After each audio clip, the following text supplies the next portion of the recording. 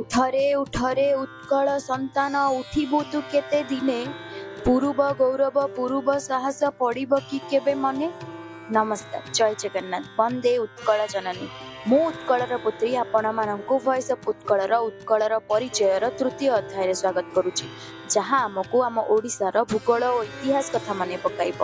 ଓଡ଼ିଶା ଭାରତର ପୂର୍ବ ଉପକୂଳରେ ବଙ୍ଗୋପସାଗରର କୋଳରେ ଅବସ୍ଥିତ। ଅନେକ ଉତ୍ଥାନ ପତନ ଅତିକ୍ରମ କରି ଅତୀତରେ ବିଭିନ୍ନ ଭାଗରେ ବିଭକ୍ତ ହୋଇ ରହିଥିବା ଓଡ଼ିଆମାନଙ୍କ ବାସସ୍ଥଳୀ ଆଜି ଓଡ଼ିଶା ନାମରେ ପରିଚିତ।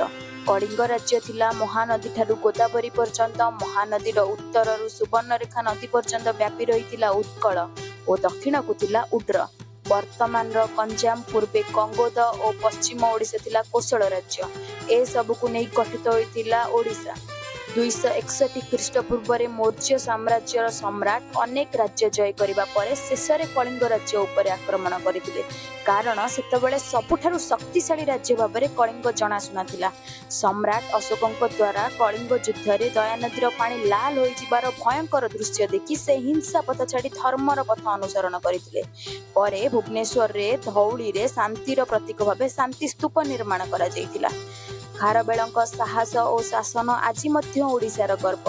ଗଙ୍ଗବଂଶ ସମୟରେ ପୁରୀ ଶ୍ରୀ ଜଗନ୍ନାଥ ମନ୍ଦିର ଏବଂ 1200 ବଢ଼େଇଙ୍କ ଅକ୍ଲାନ୍ତ ପରିଶ୍ରମ ଓ ଧର୍ମପଦ ଦ୍ୱାରା ଚୁଳି ମରାଯାଇ କୋଣାର୍କ ସୂର୍ଯ୍ୟ ମନ୍ଦିର ତିଆରି ହୋଇଥିଲା, ଯାହା ଓଡ଼ିଆ ଇତିହାସର ମୂକସାକ୍ଷୀ। ଭାରତ ଇତିହାସରେ ବ୍ରିଟିଶମାନଙ୍କ ବିରୋଧରେ ପ୍ରଥମ ସ୍ୱାଧୀନତା ସଂଗ୍ରାମ 1817 ମସିହାରେ ଓଡ଼ିଶାର ବୀର ପାଇକମାନଙ୍କ ଦ୍ୱାରା ପାଇକ ବିଦ୍ରୋହ ହୋଇଥିଲା। ସୁଭାଷ ଚନ୍ଦ୍ର ବୋଷ, ବୀର ସୁରେନ୍ଦ୍ର ସାଏ, ବକ୍ସି ଜଗବନ୍ଧୁ, ଜୟୀରାଜଗୁରୁ, ବିର୍ସା ମୁଣ୍ଡା, ବାଜି ରାଉତ ଭଳି ଅନେକ ସ୍ୱାଧୀନତା ସଂଗ୍ରାମୀ ଆମ ସ୍ୱାଧୀନ ଓଡ଼ିଶାର ଆତ୍ମା। କିନ୍ତୁ ପ୍ରଶ୍ନ ହେଉଛି, ଏତେ ଗୌରବମୟ ଇତିହାସ ଥାଇ ମଧ୍ୟ ଆମେ ନିଜ ଓଡ଼ିଶାକୁ ସେଇ ଉଚ୍ଚତାକୁ କାହିଁକି ନେଇପାରୁନାହାନ୍ତି?